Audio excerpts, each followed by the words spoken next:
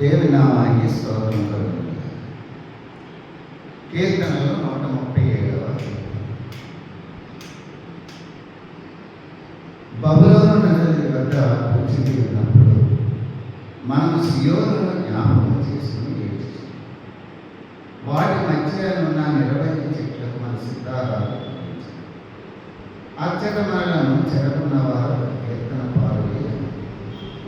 మనలను బాధించేవారు సియోను కీర్తనలో ఒకదాన్ని మాకు వినిపించి అని మనను ఉల్లాసం. అన్యుల దేశంలో యెహోవా కీర్తనలు మా ఇంట్లో పాడారు. యెరూషలేమా, నేను నిన్ను మరిచిన ఎడల నా కుడి చేయి తన నేర్పు నడుచును. నేను నిన్ను జ్ఞాపకం చేసుకునే ఎడల నా ముఖ్య సంతోషం కంటే నేను యెరూషలేముని హెచ్చుట ఎంచని ఎడల నా నాలుక నా అంగటిని అంటుకోవడం కాదు. ఈ కీర్తనలో మనం ఒకసారి ఆలోచిస్తే, ఇశ్రాయేలు ప్రజలు చెరకు పోయిన తర్వాత బబులోను నదుల యొద్ద కూర్చుంది. వారు సితారాలను నిరవంగి చెట్లకు కట్టారు. అయితే వారు పాటలు పాడమన్నారు. ఎందుకంటే ఇశ్రాయేలు ప్రజలు చాలా గొప్పవారు, అందుగురించి ఒక పాట పాడండి అని సెలవిస్తే మేము అన్యుల దేశంలో ఏ విధంగా పాడతాం. అయినప్పటికీ వారు పాడడానికి అంత ఇష్టం చూపించారు. ఈ వాక్యంలో మనం చూస్తే యెరూషలేమా, నేను నిన్ను మరిచిన ఎడల, దేవుడిని కూర్చున్నటువంటి పాటలో మనం పాడితే, దేవుడిని స్తుతించేటట్లు మనం కీర్తిస్తే ఆయన మనల్ని ఆశీర్వదిస్తాడు, దీవిస్తాడు. దేవుడికి స్తోత్రం. దీవించవే సమృద్ధిగా నీ సాక్షిగా కొనసాగమని,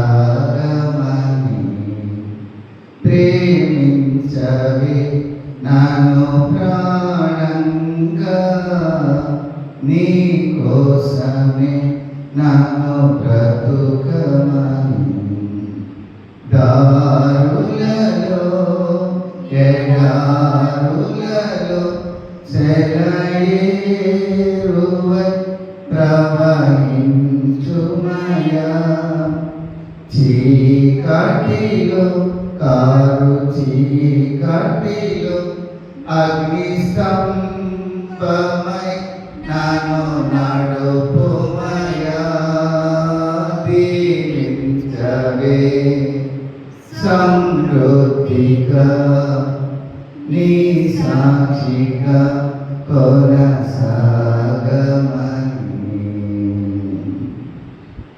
నువ్వే లేకుండా నేనుండలేను యేసయ్యా, నీ ప్రేమే లేకుండా జీవించలేను నేనయ్యా.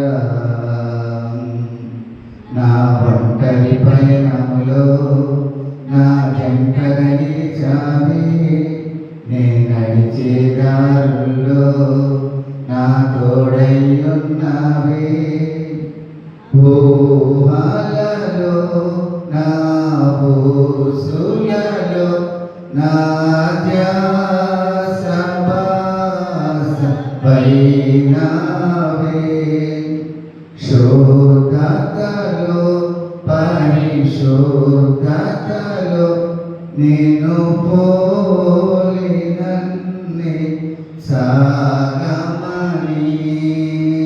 దీవించవే సమృద్ధిగా నీ సాక్షిగా కొనసాగమని. ప్రేమించవే నన్ను ప్రాణంగా, నీ కోసమే నన్ను